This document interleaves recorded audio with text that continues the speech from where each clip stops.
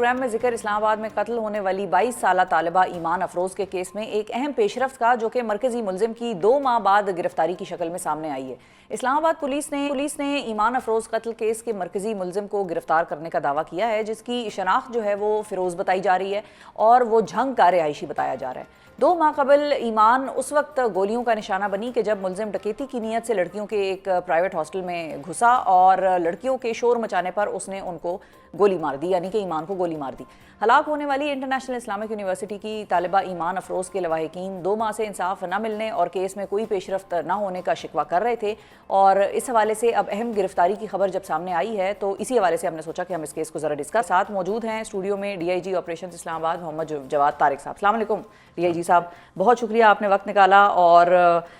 سب سے پہلے تو آپ سے میں یہ جاننا چاہوں گی کہ جب ہم نے لاسٹ ٹائم یہاں پر سیشن کیا آپ کے ساتھ تو ثنا یوسف کے قاتل کو آپ لوگوں نے پکڑ لیا 20 گھنٹے میں، اور وہ ایک ریکارڈ تھا۔ اس کیس میں 2 ماہ سے زیادہ کا عرصہ گزر گیا،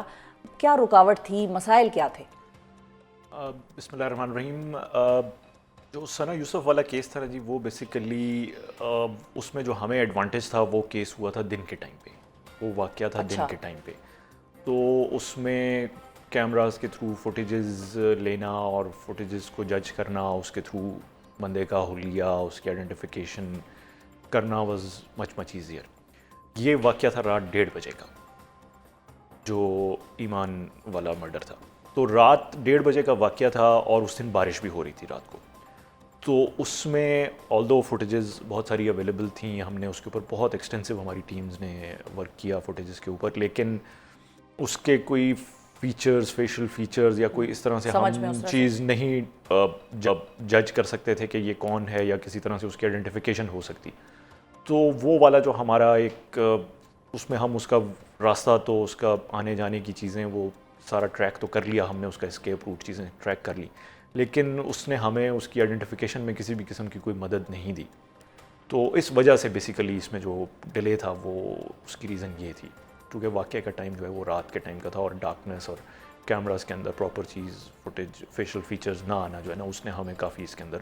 ہنڈرنس ہوئی ہماری۔ ٹھیک ہے، تو پھر اب کیسے پکڑا اس کو؟ اس کے لیے پھر ہم نے ملٹیپل اس میں طریقے کیے۔ ایک تو جو بچیاں تھیں ہاسٹل میں جنہوں نے اس کو دیکھا تھا،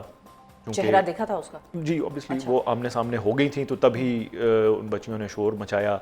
تو اس وجہ سے وہ ان کو چپ کرانے کے لیے یا پینک کر گیا تو اس نے جو ہے فائر کھولا تھا، تو انہوں نے اس کو چونکہ آمنے سامنے دیکھا ہوا تھا تو ان سے پھر اس کی فیشل فیچر کے بارے میں، حلیہ، ہائٹ، بلڈ چیزوں کے بارے میں پوچھا، پھر اس کے اسکیچ بنوائے ہم نے، اور پھر آگے ہم نے اپنے ہیومن انٹیلیجنس کے تھرو سورسز کو دکھانے شروع کیے، پرانے جو بندے ریکارڈڈ کرمنلز تھے ان کی پکس نکالنی شروع کی، ان کے ساتھ میچنگ شروع کر کے، تو پھر جا کے کہیں مطلب ہمیں یہ جو اور اس کا کوئی پچھلا ٹریک ریکارڈ تھا یا جی بالکل، یہ بالکل پہلے سے ریکارڈڈ کرمنل ہے، یہ ویسے تو جھنگ کا رہائشی ہے اور پنجاب میں ہی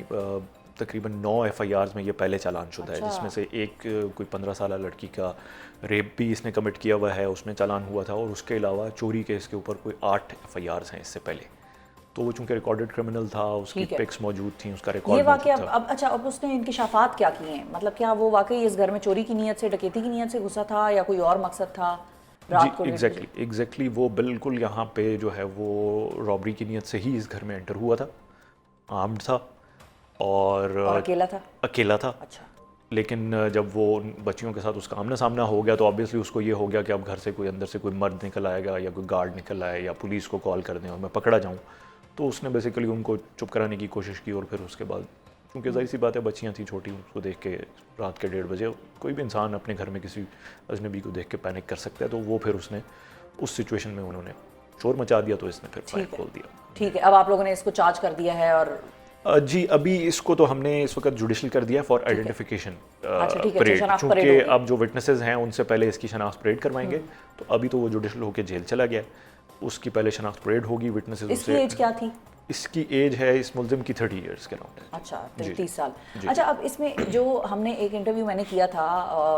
ایمان کے بھائی کے ساتھ، اور وہ یہ کہہ رہے تھے کہ پولیس نے جو اس وقت موقع پر موجود جتنے بھی لوگ تھے آس پاس، ظاہر ہے کسی کا گارڈ ہوگا تو اس سے پوچھتے ہیں، کسی کا ڈرائیور باہر کھڑا ہے اس سے پوچھتے ہیں، تو ایک تو وہاں پر کوئی گارڈ یا اس نے تھی، اس نے بیل بجائی اور